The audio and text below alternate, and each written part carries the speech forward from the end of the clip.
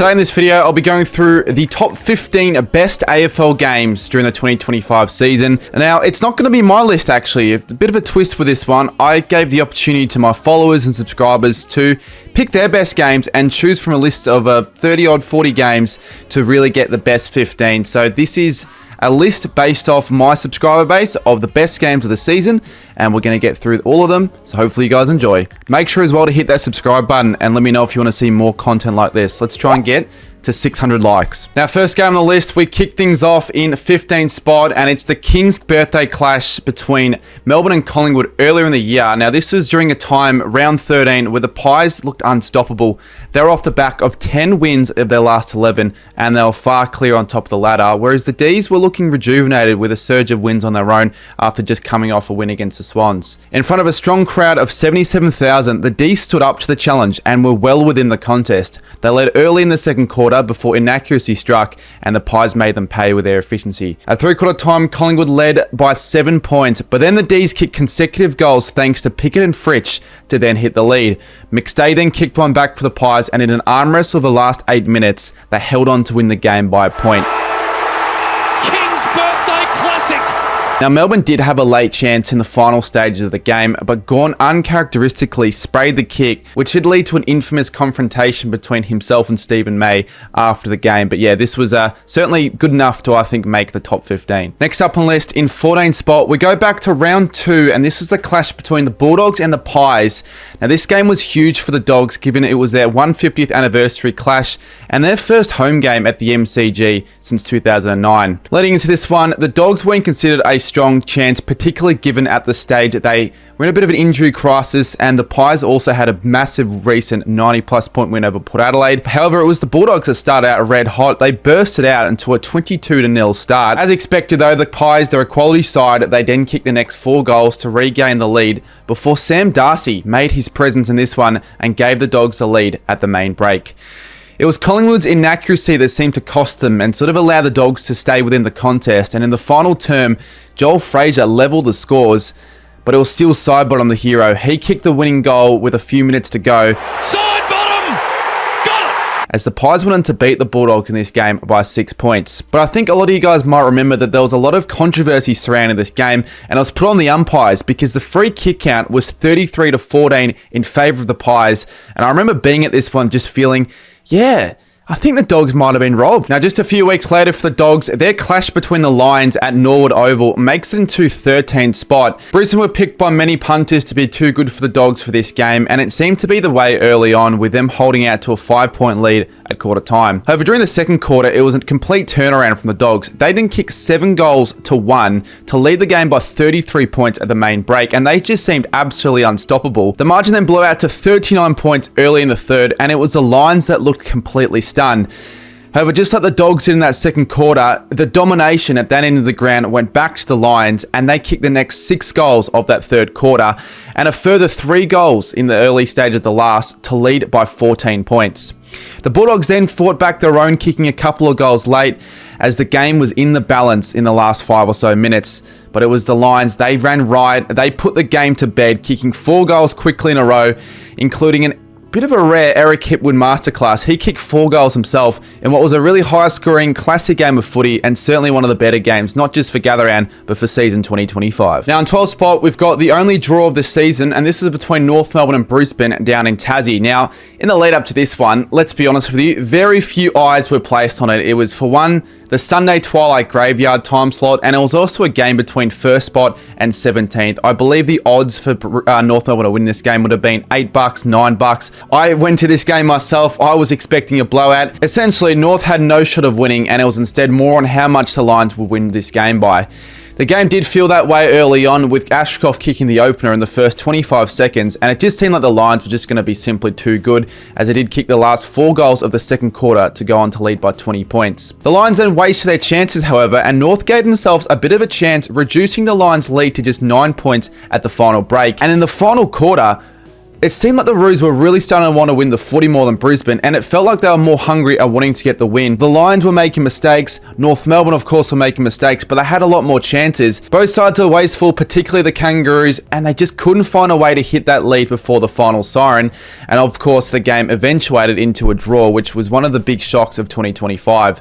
Not only was it a draw, but in almost every other stat imaginable, the two teams were tied, so I think it was pretty fitting that this was the only result that ended up in a draw this year. For 11th spot, let's head back to Gatherand for the opening clash between Adelaide and Geelong, and what a game this was. Now, the Crows were the form team heading to this game after only just dropping a close one to the Suns, which we might discuss later in this video, with many believing that they would go on to win this, particularly given that, like, a few hours before the game, Tom Stewart was laid out. Now, the game was full of highlights and skill and was close early on, but then the Crows in the second quarter kicked 5 of the first 6 goals, including 3 goals to Fogarty to take a 30-point lead. Geelong fought back late in the second to just trail by 12 points in what was a really high-scoring first half of footy. The Cats then took the lead in the third quarter after a classic mark from Ollie Dempsey, which I was literally right in front of, before the Crows took the lead once again at 3/4 time by 8 points. However, the Cats, they had one more gear to go, with Jezza and Deja going wild to essentially put the game away, and it was the Cats that went on to win this one by 19 points, and what I thought was certainly one of the more entertaining and one of the more highest scoring games of the season. It was definitely a great opener for Gatherround. Cracking into the top 10 now as we head down the highway to GMHBA Stadium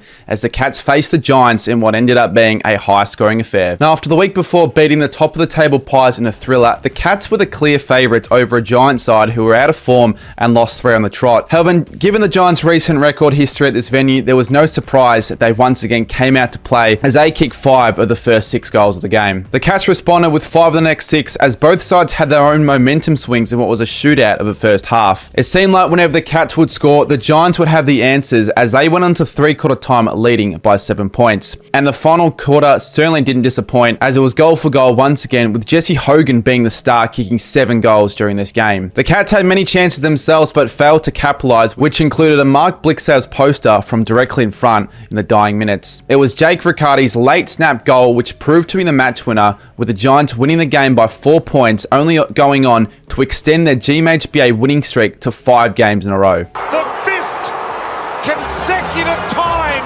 they've won here in a Mother's Day classic. And number 9, it's the Friday night thriller between Gold Coast and Collingwood at People's First Stadium. Now, heading into this one was a huge game, particularly for the Suns, for their chance at cementing a finals berth, and to really shake a top side in the Pies, who at the time, 2.5 games clear on top, and they were just in electric form. It's safe to say, though, that early on the skills were less than desirable, with both sides making critical mistakes. However, it was the Suns who were the ones that were simply just a lot better, kicking the only 2 goals in the first quarter and just seeming to be the better side. Then in the second quarter, the Suns dominated even more, kicking the only 4 goals again of that quarter, and really had many chances to put the Pies away even more. But also the Pies, they themselves had chances and went into halftime goalless, kicking 0 goals 8, which was the first time for the Pies since 2021, but much longer for a side top of the table. Rail then extended the Suns' lead to 40 early in the third before the Pies finally kicked their first goal through Tim Membry, which was midway through the third quarter. They then got a few more shortly after, yet still trailed by 28 at the final change. But like in Collingwood fashion, in an unbelievable final quarter, they surged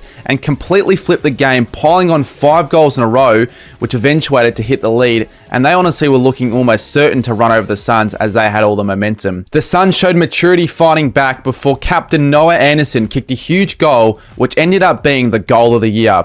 Despite Josh Dacos' unbelievable efforts in the last quarter, it just wasn't enough as the Suns held on to win by 6 points and caused the start of the Collingwood end of season slump, widely regarded, I reckon, as one of the best wins in Gold Coast Suns history. Now, judged by the subscribers at number 8, it also involved the Pies, and this one was against the Crows at the Adelaide Oval in round 23. Now, I remember the hype for this game being massive. I mean, the Crows at the time, they were looking really to cement a minor premiership spot, and the Pies, who are in a real slump, they were looking to still solidify a spot in the top 4. Also at the time as well, Adelaide hadn't beaten the Pies in their last 11 outings, so it meant a little bit more in that sense. In what was a wet-weathered game, it was the Pies that came out of the blocks early, kicking 5 goals to 1 in a strong opening quarter. But like the Crows have done all year, they responded in the second term, kicking 5 goals of their own to regain the lead. The scoring then really started to dry up in the second half, and the game became really scrappy, congested, with Collingwood failing to find goals despite leading the inside 50 count 71 41-37. In the last quarter, it took 17.5 minutes for either side to hit the scoreboard, and defensive heroics in Josh Worrell and Mark Keane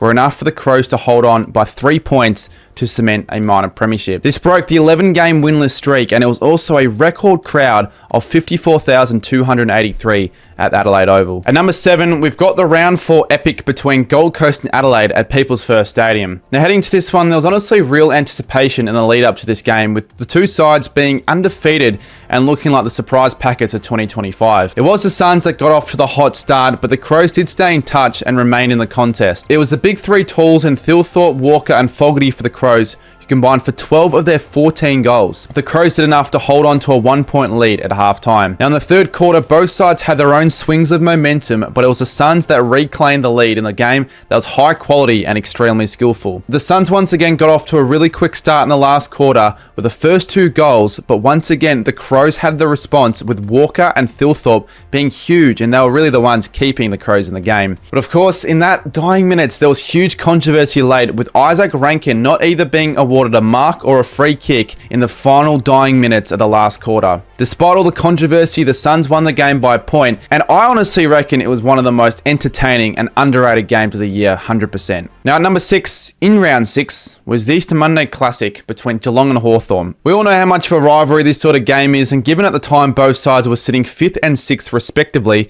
it was just about as dead even in the odds. Now Geelong opened the account in the game with 2 quick goals before the Hawks responded with 2 of their own, but the Hawks had themselves to blame, missing many gettable shots, particularly through Chol and Gunston. The Cats led by 11 points at quarter time and then kicked 3 of the next 4 goals to lead it by 23, and at that stage it seemed like they were going to run away with the contest. Hawthorn continued to be wasteful, but eventually found themselves some momentum and only trailed by 10 at the main break. Hawks then dominated the start of the third and managed to respond to what was a dominant Cats period in the middle of the third, as the margin sat at 6 points at 3/4 time. And it was set to be a nail-biting and finals-like intensity last quarter.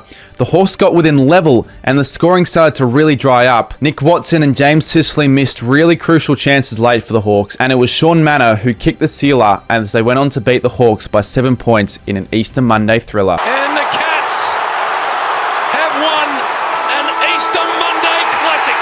Cracking now into the top 5, and this is the heart stopper between Collingwood and Freo in round 19. The Pies just came off the back of that heartbreaking defeat to the Suns, which we discussed earlier, and the Dockers, they were clinching onto their spot in the 8, of course being strong underdogs heading to this game. Collingwood opened with 3 of the first 4, but then in came Patrick Voss, relatively unknown at the time and having a breakout game, kicking 3 of his 6 goals in the first quarter to give the Dockers the lead. Elliott and Sidebottom both kicked 2 goals each in the second as the Pies regained the lead at half-time. It was a bit of a stalemate affair from then on in the third, but it was still Collingwood who were in front and leading for pretty much the entire second and third quarters. The Pies then got out to a fast start in the last and led by 22 points, and at this point it seemed as if though the Dockers didn't have too much more to give. But quick goals to Amira, Amiss and Voss reduced the margin to less than a kick and once again levelled up the intensity. Luke Jackson put the Dockers in front with 5 minutes to go, and then Jamie Elliott tied the game with a point. With only minutes to go, Shai Bolton gave the Dockers a point to hit the lead, and that was enough for them to hold on late and knock off the Pies in a huge upset. Fremantle win by a point at the MCG. And number 4, of course, we're including this one. We're throwing in the proper season opener round 1 between Richmond and Carlton. Now, I'll give some context heading to this game. Now, Richmond, before the season started, were tipped to be everyone's wooden spoon picks, with some going as far as to say that they wouldn't win a single game in 2025 after losing a bunch of experience during the off-season. Carlton, they were expected to contend for finals this year, and they were extremely heavy favourites heading into this match. People were tipping them to win this game by 10 plus goals at least. Now, as expected, Carlton came out strong and dominated the territory as well as the scoreboard, getting out to a 28-1 start. They then continued to pile on the pain and got out to a 41-point lead halfway through the second quarter, with many at that time thinking how ugly this result was going to end up, as it looked like it could have gotten to over 100 points. To Richmond's credit, they steadied back with 3 goals of their own and gave themselves a very small glimmer of hope at a half-time. However, they did carry on that momentum in the third and absolutely swarmed the Blues with pressure, looking like with every goal that they kicked, their confidence went up, whereas with the Blues, the pressure kept getting to them and it looked like they were scared of losing.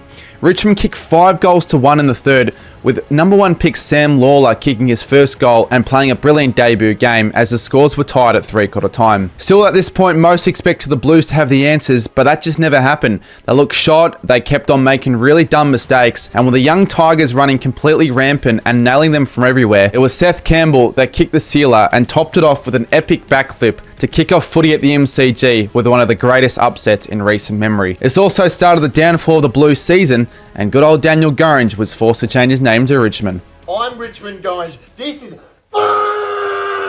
Now entering the top 3, and we've got the unbelievable top of the table clash between Collingwood and Geelong at the MCG. Now Collingwood had just won their 6th game in a row and were facing an experienced Cat side with a lot of people anticipating that this was going to be a real quality game of footy. Also heading into this game, Jack Crisp was also playing in a milestone game, breaking the record of most AFL consecutive games with 245. The game was neck and neck for the most part, with the Cats starting strong early, but the Pies still found the answers and led it by 3. Collingwood seemed in control for a lot of the second and third quarters and got out to a 20-point lead early in the third. It did feel at the time like they were up by a bit more, but in typical Geelong fashion, they just kept on finding the answers and kicked 3 of the next 4 goals. The Cats carried that strong momentum into the last quarter, and they looked electrifying. They kicked 4 goals in succession, completely flipping the game on its head, and they led by 17 points with around 3 minutes to go. But of course, this game was so good, it had another gear, as Collingwood responded once again with 2 of their own, as Mychek's doubles saw the margin at 4 points with 20 seconds left. Somehow the Pies got a free kick with around 8-9 seconds to go and got a quick inside 50, and who better but the milestone man in Jack Crisp was the one to take the mark. As if the script couldn't be written any better, it was Jack Crisp the one to have the chance to win the game after the siren. But he missed the kick, and it was the Cats that held on to win by 3 in what was a classic game of footy. For the number 2 spot, it's the only decent finals game of 2025 between Fremantle and Gold Coast, and it certainly didn't disappoint. Now the Dockers were the obvious favourites, as not only were they the more experienced side finals-wise, but they were also playing in front of like a 98 to 99% dominant Freo crowd at Optus Stadium. The Suns are making history for them, as it was their first ever finals campaign, and they started alright. It was a tight and scrappy affair in the first quarter, with both sides sort of failing to score, particularly Gold Coast, who went into the quarter-time break in front, however with a 1-6 start. The scoring picked up massively in the second quarter, with the Dockers and the Suns sharing goals in the early half of the second. But out of nowhere, it was Gold Coast who was super efficient themselves, and they converted with the final 4 goals, including 3 goals to Bailey Humphrey in what was a 7-goal quarter to lead by 25. The Dockers weren't really able to peg back the deficit until late in the third quarter. Zai Dudley booted 2 goals of his own to reduce the deficit to 15 at the final break. Despite the Suns kicking the first and the last, it was the Dockers that rode that huge wave of momentum with the crowd and played like they did in that final quarter comeback win over the Bulldogs. They completely controlled the last quarter, kicking 4 goals in a row, with Luke Jackson putting them in front with less than 4 minutes remaining. The Suns, however, didn't say die, with Mac Andrew kicking the equaliser in the dying minutes, and then inaugural Sun David Swallow, in what could have been his final game for the Suns, kicked the match-winning score with like 10 seconds to go to win their first ever final in historic fashion. Sarong's got it. Siren sounds. History made. 15 years it took for the Gold Coast to get here. And of course, rounding out the list in the number 1 spot, I think you guys at this point probably know which game it's going to be. My subscribers have chucked in the unbelievable St Kilda v Melbourne game, round 20 at Marvel Stadium. Now it's weird with this one because unlike every other game just about on this list, this was by far the most irrelevant in terms of matchups and relevance to the final series.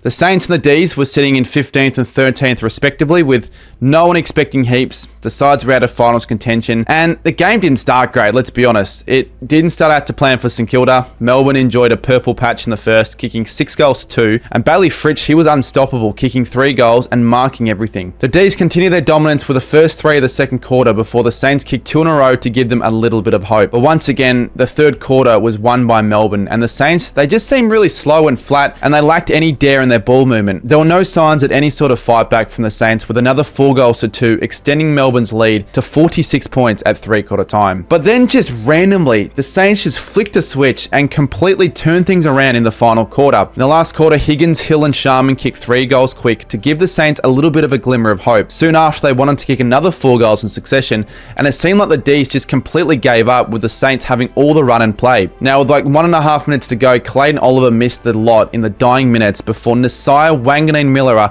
took one of the marks of the year with less than a minute to go. He slotted the goal to level the scores with just 8 seconds to go. Now, even if the game ended there, it would have still been remarkable, but somehow the D's made another mistake and were dumb enough to mess again badly and gave away a 666 infringement, which they very rarely get awarded, leading to what was a perfect setup play from Marshall and Naz once again. Naz took the mark before the siren sounded and of course slotted the goal to complete what was the greatest comeback at 3/4 time in the history of the AFL.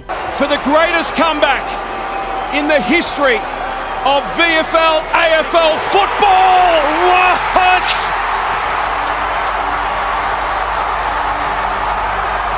With a stat line of 34 disposals and 4 goals, it was arguably the greatest individual game ever seen, which somehow still didn't even end up getting the 3 fucking votes. So that's the list, the top 15 games of season 2025. I'll be honest with you, it wasn't the best season. There were other seasons with probably better games in the highlights package, but I'm pretty happy with this list. Put down your top 10, top 5, top 15 best games. Let me know which games you think deserve to be put in, because I thought Sydney v Bulldogs was stiff, St Kilda Essendon, St Kilda Geelong, Richmond v West Coast, Gold Coast v GWS, just to name a few. If you want to know what I think the worst games of 2025 are, I'll chuck them up here. You can check more on my Instagram as well, so give that a follow. And if you're new to this channel and you found this interesting, please hit the subscribe button and we'll try to make more videos like this over the off season and heading into the season of 2026.